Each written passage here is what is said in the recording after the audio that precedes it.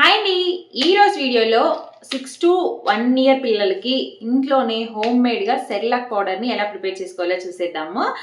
అలాగే వీడియోలోకి వెళ్ళే ముందు మన ఛానల్ని కొత్తగా ఎవరైనా చూస్తూ ఉంటే సబ్స్క్రైబ్ చేసుకోండి. అలాగే బెల్ ఐకాన్ క్లిక్ చేసి ఆల్లో పెట్టుకోండి. వీడియోలోకి వెళ్ళిపోదాం పదండి.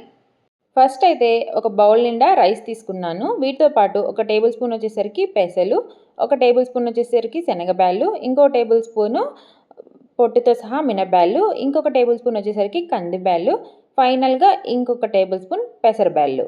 వీటితో పాటు ఒక టేబుల్ స్పూన్ శనక్కాయ పప్పులు, ఒక 5-6 జీడిపప్పు, ఒక 4 వాల్నట్స్, ఒక 5-6 బాదం తీసుకున్నాను. అలాగే పావు టీ స్పూన్ వాము, పావు టీ స్పూన్ జీలకర్ర వేసుకుంటున్నాను. వీటన్నిటిని కలపకుండా విడివిడిగానే వాష్ చేసుకొని మనం వేయించుకోవాలి.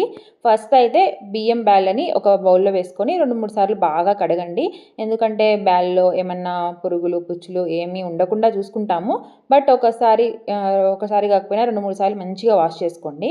అలాగే వీటిని బాదం పప్పు జీడిపప్పుని కూడా బాగా వాష్ చేసుకొని ఒక మంచి క్లాత్ పైన ఇట్లా 1 గంట వరకు ఆరబెట్టండి. ఫ్యాన్ కింద కానీ ఎండలో కానీ.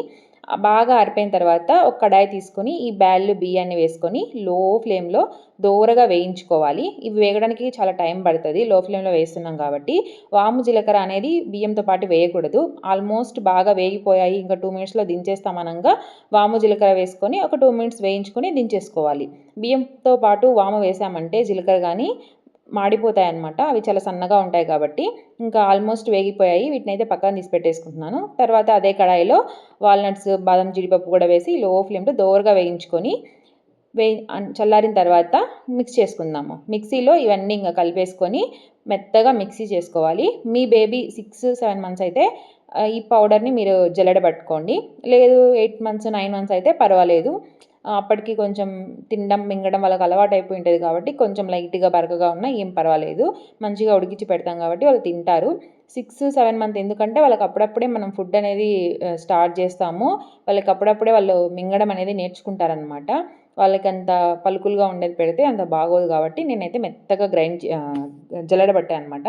జల్లెడ పట్టిన తర్వాత ఒక 1/2 an hour దాన్ని ఆరనివ్వండి. మిక్సీ పట్టినప్పుడు కొంచెం వేడిగా ఉంటుంది పౌడరు. ఒక 1/2 an hour ఆరిన తర్వాత ఒక ఎయిర్ టైట్ డబ్బాలోకి తీసి పెట్టేసుకొని మనకు కావాల్సినప్పుడు మనం సెర్లాక్ చేసి పిల్లలకైతే పెట్టచ్చు. మీ బేబీకి ఎంత క్వాంటిటీ కావాలో, మీ బేబీ ఎన్ని మంత్సో చూసుకొని అంత క్వాంటిటీ మీరు ప్రిపేర్ చేసుకోండి. ఇప్పుడు సెర్లాక్ చేయడానికి ఒక గిన్నెలో ఒక 1/2 గ్లాస్ అయితే వాటర్ తీసుకుంటున్నాను. అందులో 1 స్పూన్ వచ్చేసి మనం చేసిన పౌడర్ ఉంటుంది కదా, ఆ పౌడర్ వేసి మంచిగా ముందుగానే మిక్స్ చేసుకోవాలి ఉండలు లేకుండా.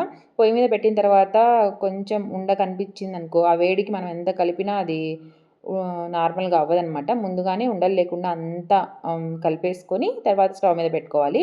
మీడియం ఫ్లేమ్లో ఉడికించుకోవాలన్నమాట.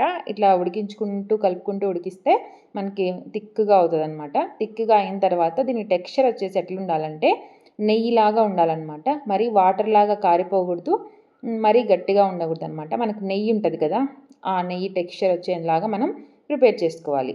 చూసారు కదా, చాలా సింపుల్గా ఈజీగా ఇంట్లోనే హోమ్ మేడ్ సెర్లాక్ అయితే తయారు చేసుకోవచ్చు.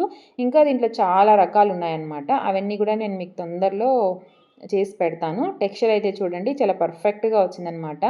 టేస్ట్ కూడా చాలా బాగుంటుంది. మనం వేయించేటప్పుడు ఎంత బాగా దోరగా వేయిస్తే తర్వాత సెర్లాక్ పొడి అనేది అంత టేస్ట్గా ఉంటుంది.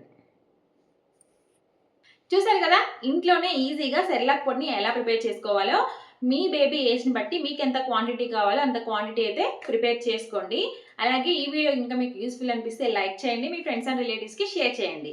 నా ఛానల్ని సబ్స్క్రైబ్ చేయడం మాత్రం అస్సలు మర్చిపోవద్దు. Thanks for watching. Tata, bye bye.